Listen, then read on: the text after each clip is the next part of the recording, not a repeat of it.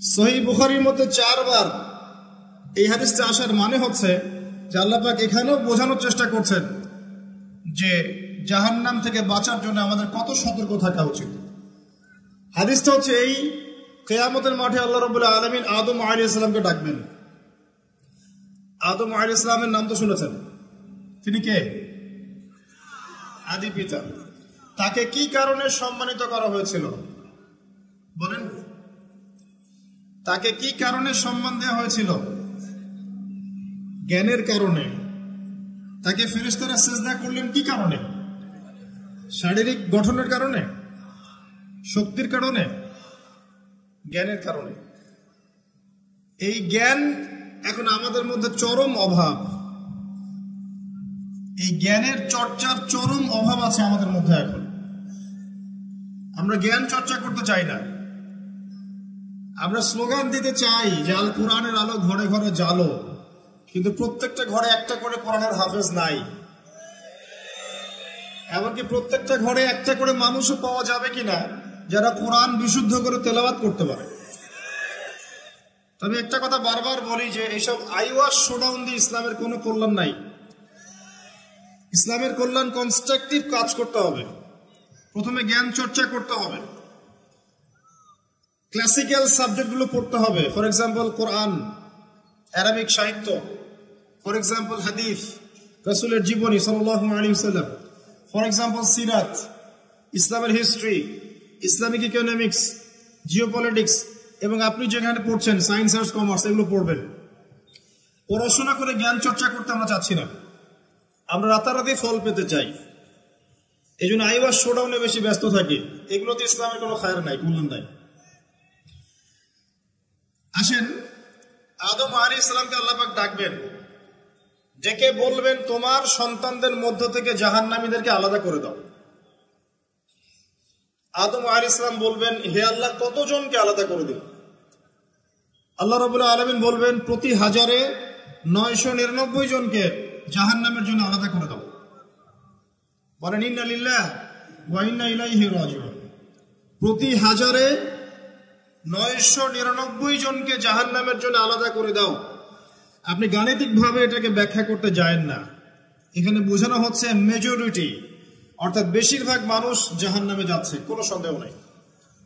হ্যাঁ, এটা ঠিক, জাহান্নামে যাওয়ার পরে কবিরা গুনাহগার যে ব্যক্তিরা আছে তাদের জন্য নবী সাল্লাল্লাহু আলাইহি ওয়াসাল্লাম সুপারিশ করবেন, এবং যার অন্তরে সরিষা দানা পরিমাণ ঈমান ছিল, মন থেকে লা ইলাহা ইল্লাল্লাহ সাক্ষ্য দিয়েছে, একদিন না একদিন সে জান্নাতে যাবে ইনশাআল্লাহ। কিন্তু আমরা কি চাইবো জাহান্নামের শাস্তি ভোগ করে জান্নাতে যেতে? জাহান্নাম কি, এটা একটা হাদিস দিয়ে বোঝাচ্ছি।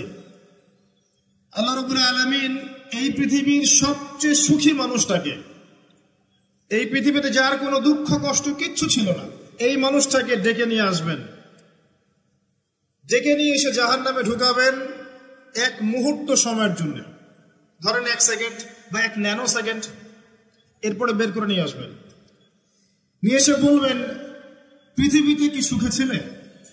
সেই ব্যক্তি বলবে, সুখ কি জিনিস হে আল্লাহ আমি জানি না। আমি কি বুঝাতে পারছি ভাই? সুখ কি জিনিস আমি জানি না। আর আল্লাহ রাব্বুল আলামিন এই পৃথিবীর সবচাইতে কষ্টে থাকা মানুষটাকে ডেকে নিয়ে আসবেন, এনে জান্নাতে ঢুকাবেন, ঢুকে 1 মুহূর্ত সময় রাখবেন, বের করে নিয়ে আসবেন। বলবেন, পৃথিবীতে কষ্ট ছিলে? সেই বান্দা বলবে, কষ্ট কি জিনিস আল্লাহ আমি জানি না। এটাই সেই আয়াতের ব্যাখ্যা বলা যায়। আল্লাহ পাক বলেছেন, কুল্লু নাফসিন যায়িকাতুল মাউত, প্রত্যেকটা নফস বা আত্মা মৃত্যুর স্বাদ গ্রহণ করবে। ফাইন্নামা তুওয়াফাউনা উজুরাকুম ইয়াওমাল কিয়ামাহ, কিয়ামতের মাঠে তোমাদের পূর্ণ প্রতিদান দেয়া হবে। ওই দিন ফামান যুহজিহা আনিন নার ওয়া উদখিলাল জান্নাহ ফাকাদ ফাজ, সেদিন যাকে আল্লাহ পাক জাহান্নাম থেকে বাঁচাবেন, জান্নাতে প্রবেশ করাবেন, একমাত্র সে ব্যক্তি সফল, আর কেউ সফল না। এই আয়াতটা হচ্ছে দ্য ডেফিনেশন অফ সাকসেস, যার পিছনে আমরা ছুটছি। আমরা সাফল্যের পিছনে ছুটি না। সফল হতে হবে, নিজের পায়ে দাঁড়াতে হবে, টাকা পয়সা করতে হবে, বাড়ি গাড়ি করতে হবে, ব্যাংক ব্যালেন্স করতে হবে, জমি জমা করতে হবে, একটা সুন্দরী গার্লফ্রেন্ড চাই, একটা স্ত্রী চাই, তাই না? আমরা সাফল্যের পিছনে ছুটতে চাই, আর আমাদেরকে বস্তুবাদী দর্শন শেখায় এগুলোই সাফল্যের মানদণ্ড। তা আল্লাহ পাক এখানে বলছেন যাকে জাহান্নাম থেকে বাঁচানো হবে আর জান্নাতে প্রবেশ করানো হবে, এই ব্যক্তি ছাড়া কেউ সফল না। পৃথিবীতে আপনি অনেক বড় নেতা হতে পারেন, ইভেন অনেক বড় আলেমও হতে পারেন, অনেক বড় পলিটিশিয়ান হতে পারেন, অনেক বড় প্রশাসনের কর্মকর্তা হতে পারেন, অনেক বড় ইকোনমিক্স হতে পারেন, কলামিস্ট হতে পারেন, বুদ্ধিজীবী হতে পারেন, হাফেজ হতে পারেন, হুএভার ইউ আর, যদি কিয়ামতের মাঠে আপনি জান্নাতে যেতে না পারেন, আপনি সফল না। আর পৃথিবীতে যে মানুষ মুদির দোকান করছে, ভ্যান চালাচ্ছে, রিক্সা চালাচ্ছে, বারবার সেলুনে কাজ করে, কৃষক কৃষি কাজ করে, যাদেরকে মানুষ চেনেও না, ইমান আছে, 5 ওয়াক্ত নামাজ পড়ে, ছেঁড়া কাপড় পরে থাকে, এত মান মর্যাদা নাই, ভাইরাল না, মানুষ চিনে না, গভীর রাত্রে তাহাজ্জুদ পড়ে, দেখবেন এই ব্যক্তি যদি কিয়ামতের মাঠে জান্নাতে চলে যায়, এই ব্যক্তি আমার চেয়ে সফল, কোনো সন্দেহ নেই। তা আমাদের দৃষ্টিভঙ্গি আগে চেঞ্জ করতে হবে, দুনিয়ামুখী দৃষ্টিভঙ্গি ত্যাগ করতে হবে, পরকালমুখী দৃষ্টিভঙ্গি দরকার। নবী সাল্লাল্লাহু আলাইহি সাল্লাম সাহাবায়ে কেরামের ভিতরে এই পরিবর্তন নিয়ে এসেছিলেন, তাদেরকে আল্লাহমুখী করেছেন, আল্লাহমুখী। যখন তারা আল্লাহমুখী হয়ে গেছেন, তখন দুনিয়া তাদের কাছে তুচ্ছ হয়ে গেছে। দুনিয়ার কষ্ট সহ্য করে নিয়েছেন, দুনিয়ার ভোগ বিলাস ত্যাগ করে দিয়েছেন, দুনিয়াকে সর্বোচ্চ প্রাধান্য দেননি, হাজত বা প্রয়োজন মনে করেছেন। দুনিয়ার সব কাজ করেছেন শুধু আল্লাহ সন্তুষ্টির জন্য। এবং আমি অনেক লেকচারে এটাও বলেছি যে আপনি দুনিয়ার প্রতিটা কাজ আল্লাহ সন্তুষ্টির জন্যই করেন, কারো কাছে কিছু পাওয়ার আশায় করেন না। যদি কারো কাছে প্রতিদান পাওয়ার আশায় দুনিয়ার কাজগুলো করেন, আপনি কষ্ট পাবেন। কারো কাছে আশা করেন না, আল্লাহর কাছে আশা করেন প্রতিদান, আপনি কষ্ট পাবেন না ইনশাআল্লাহ। কারণ আল্লাহ ছাড়া প্রকৃত অর্থে আমাদের আপন বলে কেউ নাই,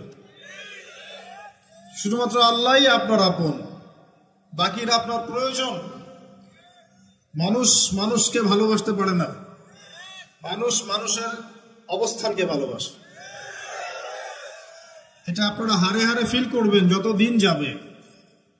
দিন যাবে দেখবেন এটা আখিরুজ জামান, এটা আখিরুজ জামান, শেষ জামানে চলছে। এখন ফিতনাগুলো এমন ভাবে পড়তে থাকবে যেন একটা মালা ছিঁড়ে দিলে পুঁথিগুলো যেমন টপ টপ করে পড়ে যায়, এইভাবে ফিতনাগুলো আসতে থাকবে। ওই হাদিসের দিকে আসেন, নবী সাল্লাল্লাহু আলাইহি ওয়াসাল্লাম বলেছেন আদম আলাইহিস সালামকে ডেকে আনা হবে, বলা হবে তোমার সন্তানদের মধ্য থেকে জাহান্নামীদেরকে আলাদা করে দাও। আল্লাহ পাক বলবেন প্রতি 1999 জনকে আলাদা করে দাও, একজন জান্নাতে যাচ্ছে প্রতি 1000-এ। কিন্তু listen to me very carefully, কিন্তু আল্লাহ পাক সূরা নিসা একটা কথা বলেছেন, ইন্নাল্লাহা লা ইয়াগফিরু আন ইউশরাকা বিহি ওয়া ইয়াগফিরু মা দুনা যালিকা লিমান ইয়াশা। আল্লাহ রাব্বুল আলামিন তার সাথে শিরকের গুনাহ ছাড়া অন্য যে কোনো গুনাহ যাকে ইচ্ছা মাফ করতে পারেন। যে কোনো গুনাহ আল্লাহ পাক মাফ করতে পারেন শিরকের গুনাহ ছাড়া। আরেকটা গুনাহ আল্লাহ পাক ক্ষমা করবেন না, সেটা হচ্ছে বান্দার হক। বান্দার সাথে সম্পৃক্ত, কারো টাকা চুরি করেছেন, কারো জমি আত্মসাৎ করেছেন, কাউকে গালি দিয়েছেন, কারো প্রতি জুলুম করেছেন, কাউকে অন্যায়ভাবে মেরেছেন, ছিনতাই করেছেন, ইত্যাদি ইত্যাদি, যেটা অন্যের হকের সাথে সম্পৃক্ত। ধর্ষণ করেছেন, মানুষের সম্মানহানি করেছেন, কাউকে নিষ্পাপ কাউকে বিতর্কিত করেছেন, ইত্যাদি। এই যে মানুষের সাথে জড়িত হক, এটা আল্লাহর কাছে মাফ নেওয়া যাবে না। কাবা ঘরের গিলাফ ধরে কানলেও কোনো লাভ নাই, ওই বান্দার কাছে গিয়ে ক্ষমা নিতে হবে। ভাই আমি আপনাকে গালি দিয়েছি, মাফ করে দেন। ভাই আমি তোমার টাকা চুরি করেছিলাম, এই নাও ফেরত নাও। বোন তোমার সম্পত্তি আমি দেই নাই, নিয়ে নাও। প্রতিবেশী তোমার জমি আমি নিয়েছি, নিয়ে নাও। এটা দুনিয়াতে করতে হবে। অন্যথায় পরকালে দেখবেন যে মানুষের সাথে জড়িত হকের জন্য মানুষটা দাঁড়িয়ে আছে। একজন ব্যক্তি উঠেছে, নামাজ রোজা হজ যাকাত সব নেকি নিয়ে উঠেছে, ওঠার পরে দেখছে সামনে অনেক মানুষ দাঁড়িয়ে আছে। কি জন্য দাঁড়িয়ে আছে? কারো টাকা নিয়ে শোধ করে নাই, কাউকে গালি দিয়েছে, কারো প্রতি জুলুম করেছে, কারো প্রতি অন্যায় করেছে, এরা দাঁড়িয়ে আছে, হক চাচ্ছে। তখন কিভাবে শোধ করবে? আল্লাহ পাক বলবেন তোমার নেকি ওদেরকে দিয়ে দাও। তখন শেয়ারিটির মাধ্যমে নেকি চলে যাবে। কথা বুঝতে পারছেন? তখন আরো অত্যাধুনিক প্রযুক্তি থাকবে, নেকি কনভার্ট। আর নেকি দিতে দিতে যদি নেকি শেষ হয়ে যায়, তখন ওই ব্যক্তিদের গুনাহ তার আমল নামায় চলে আসবে। তারপর ওই ব্যক্তিরা জান্নাতে যাবে, এই ব্যক্তি জাহান্নামে যাবে। অতএব দুনিয়াতে মানুষের সাথে জড়িত কোনো হক রাখেন না। আল্লাহ পাক বলছেন শিরকের গুনাহ ছাড়া আল্লাহ যে কোনো গুনাহ মাফ করতে পারেন, আর এই যে কুফরি এবং মানুষের সাথে জড়িত হক আল্লাহ মাফ করবেন না। এখন আল্লাহ যদি শিরকের গুনাহ ছাড়া সব গুনাহ মাফ করতে পারেন, আর আল্লাহ পাক তো ওয়াদা করেছেন নবী সাল্লাল্লাহু আলাইহি ওয়াসাল্লামকে মেরাজের রাতে যে তোমার উম্মতের যে কোনো ব্যক্তি যদি শিরক না করে আমার সামনে হাজির হয় আমি তাকে মাফ করব। একটা হাদিসে কুদসির মধ্যে এটাও আছে, হে আদম সন্তান, তুমি যদি আসমান এবং জমিন সমপরিমাণ গুনাহ নিয়ে আমার সামনে দাঁড়াও কিন্তু আমার সাথে কাউকে শরীক করনি, তাহলে আমি আল্লাহ তোমার সামনে আসমান জমিন সমান ক্ষমা নিয়ে দাঁড়াবো। আবার নবী সাল্লাল্লাহু আলাইহি ওয়াসাল্লাম সুপারিশ করবেন যার অন্তরে এক জাররা পরিমাণ ঈমান থাকবে তারা জান্নাতে যাবে। তাহলে কি কারণে 1999 জন মানুষ জাহান্নামে যাবে?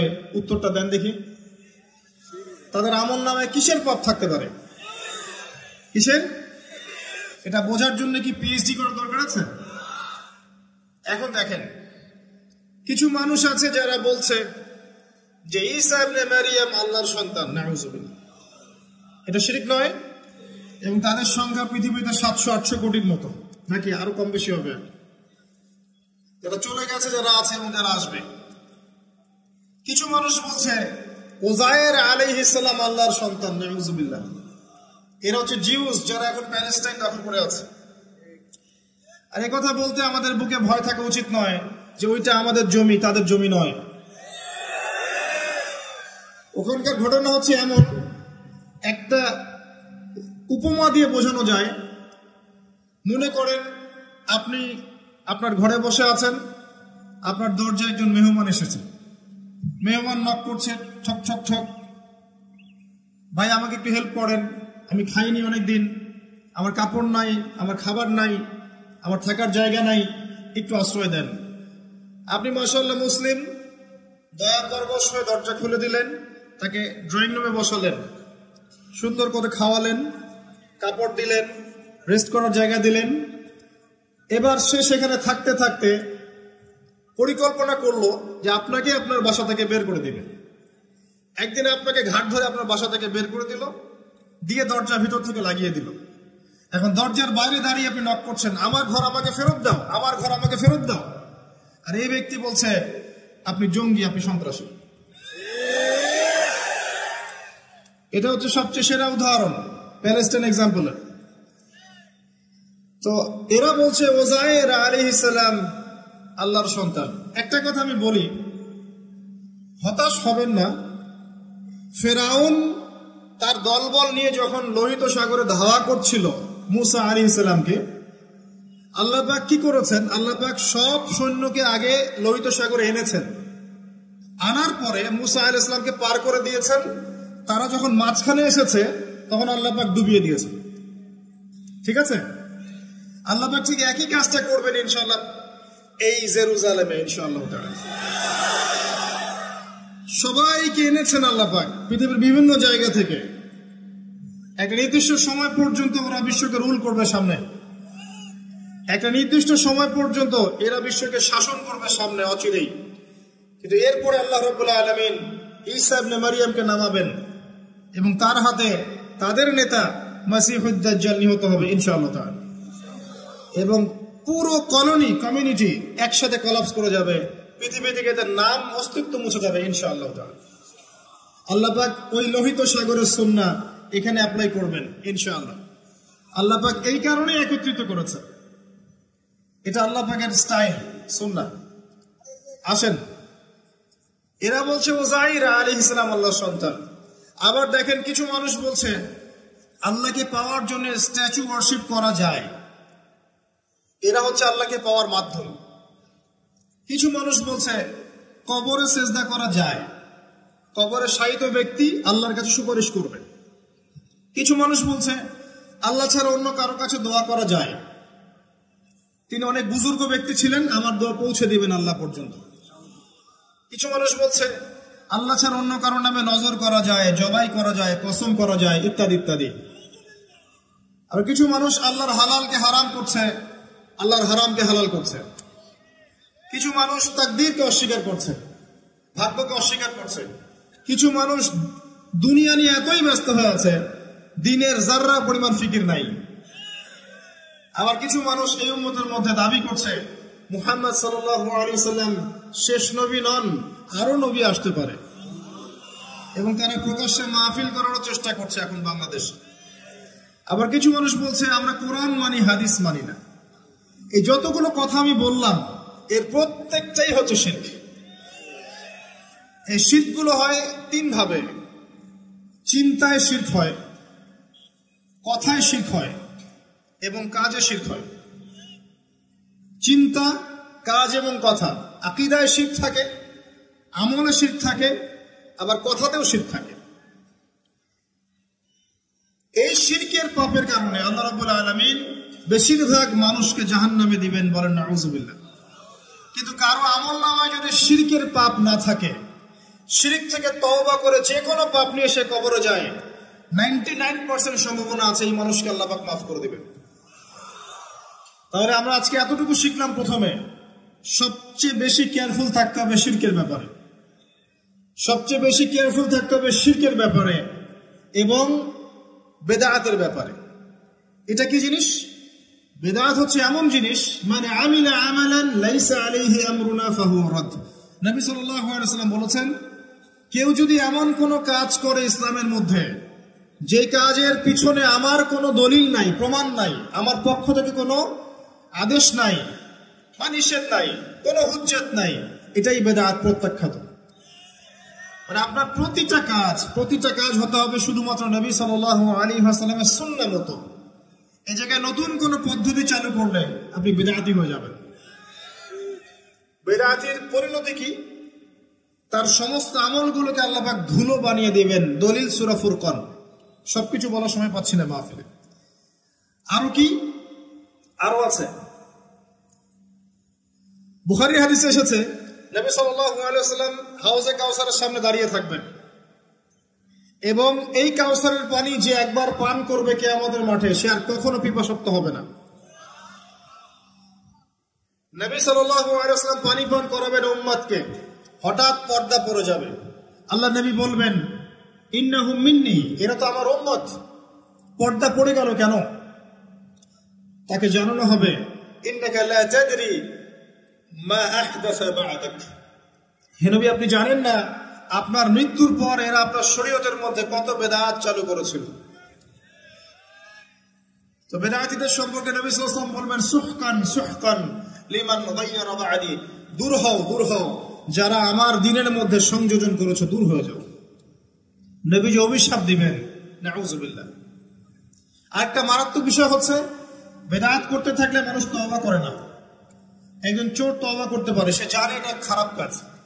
একজন জেনাকারী তওবা করতে পারে, সে জানে এটা খারাপ। একজন পতিতালয়ের মেয়ে তওবা করতে পারে, সে জানে এটা খারাপ। কিন্তু যে ব্যক্তি ইসলামের কাজ করছে ভালো মনে করে, সে মনে করছে এগুলো কল্যাণের কাজ, ভালো কাজ, সে কখনো তওবা করতে চাইবে না। এই কারণে বেদাতি শেষ পর্যন্ত তওবা করে না। অতএব শিরক আর বেদাতের এই পাপ থেকে দূরে থাকেন। এরপর আমি সামনে যাই। আরেকটা মেজর জিনিস থেকে আমাদেরকে বেঁচে থাকতে হবে, সেটা হলো হারাম রিজিক। আজকে আমাদের রিজিকের যে সিস্টেমটা আছে, এর মধ্যে বেশিরভাগ পরিবারে হারাম রিজিক ঢুকে গেছে, বলে নাউযুবিল্লাহ। কেউ সরাসরি হারাম, কেউ ঘুরিয়ে ফিরিয়ে হারাম। সবচেয়ে বড় মারাত্মক যে হারামটা ঢুকেছে তার নাম হচ্ছে রিবা বা সুদ। ম্যাক্সিমাম আমরা সুদখোর। আমার কিসের দাড়ি টুপি এগুলো দেখার প্রয়োজন নাই, আমি নিজেও সুদখোর। কিভাবে? প্রত্যক্ষভাবে না হলে পরোক্ষভাবে। মনে করেন আমি একটা ফ্ল্যাটে ভাড়া থাকি, ফ্ল্যাটের মালিক আমার ভাড়ার টাকা দিয়ে তার ব্যাংকের লোন শোধ করে, পরোক্ষভাবে আমি সুদের সাথে সম্পৃক্ত আছি। আপনি বাঁচতে পারবেন না। এই জামানা সম্পর্কে নবী সাল্লাল্লাহু আলাইহি ওয়াসাল্লাম বলেছেন, এমন একটা জামানা আসবে যে জামানায় মানুষ সুদ থেকে বেঁচে থাকতে পারবে না, যে বেঁচে থাকার চেষ্টা করবে তার গায়েও সুদের ছিটা ফোটা গিয়ে লাগবে, কোনো সন্দেহ নেই। এটা সেই জামানা, টপ টু বটম সব জায়গায় সুদ। আর জানি না এই আয়াতগুলো কোরআনে আছে কি না আদৌ, বা এগুলো মানুষকে শোনানো হয় কি না আদৌ। তা আমি আমার জায়গা থেকে চেষ্টা করছি। আল্লাহ পাক কোরআনে বলেছেন, কে বলেছেন? আল্লাহ বলেছেন। আমি অনুবাদ করছি, আমি জাস্ট অনুবাদক। সূরা বাকারা 279 থেকে পড়া শুরু করেন। আল্লাহ পাক বলছেন, ইয়া আইয়ুহাল্লাযীনা আমানু, হে মুমিনগণ, তুমি যদি মুমিন হয়ে থাকো, হে মুমিনগণ, ইত্তাকুল্লাহ, তোমরা আল্লাহকে ভয় করো। ইত্তাকুল্লাহ, তোমরা আল্লাহকে ভয় করো। ইত্তাকুল্লাহ, তোমরা আল্লাহকে ভয় করো। ওয়াযারু মা বাকিয়া মিনার রিবা, সুদের অবশিষ্ট অংশগুলো ছেড়ে দাও। ইন কুনতুম মুমিনিন, যদি প্রকৃত অর্থে মুমিন হয়ে থাকো। ওয়া ইন লাম তাফআলু, আমি আল্লাহ বলছি তোমরা যদি এটা না করো, ফাযনু বিহারবিন মিনাল্লাহি ওয়া রাসূলিহি, তাহলে আল্লাহ এবং তার রাসূলের সাথে যুদ্ধের ঘোষণা শুনে রাখো। গো হেড, এখন রাস্তা আপনার। আমি অনুবাদ করে শুনিয়ে দিয়েছি, আপনার কান পর্যন্ত পৌঁছে গেছে। এখন decision is yours, path is yours, choose your path. রাস্তা আপনার, আপনি ফিক্স করেন কি করবেন। যদি আপনি সুদ খান 1 নাম্বার, অথবা দেন 2 নাম্বার, 3 আপনি সাক্ষী থাকেন, 4 লিখে রাখেন, আপনি সমান পাপী। এই 4 শ্রেণীর মানুষকে নবী সাল্লাল্লাহু আলাইহি ওয়াসাল্লাম অভিশাপ দিয়েছেন, লাআনত করেছেন। আর নবী সাল্লাল্লাহু আলাইহি ওয়াসাল্লামের অভিশাপ নিয়ে যদি আমরা কবরে যাই, তাহলে মান নবিয়্যুক উত্তর দিতে পারবো, এটা বিশ্বাস করা বোকামি। তার অভিশাপ নিয়ে যদি আমরা হাসরের মাঠে উঠি, হাউসে কাউসারের পানি পাবো, প্রত্যাশা করাটা বোকামি হবে। তার অভিশাপ নিয়ে যদি আমরা হাসরের মাঠে উঠি, তাহলে তিনি আমাদের জন্য সুপারিশ করবেন, এটা ভাবা বোকামি হবে। মেরাজের রাতে আল্লাহ রাসূল দেখে এসেছেন এক শ্রেণীর মানুষকে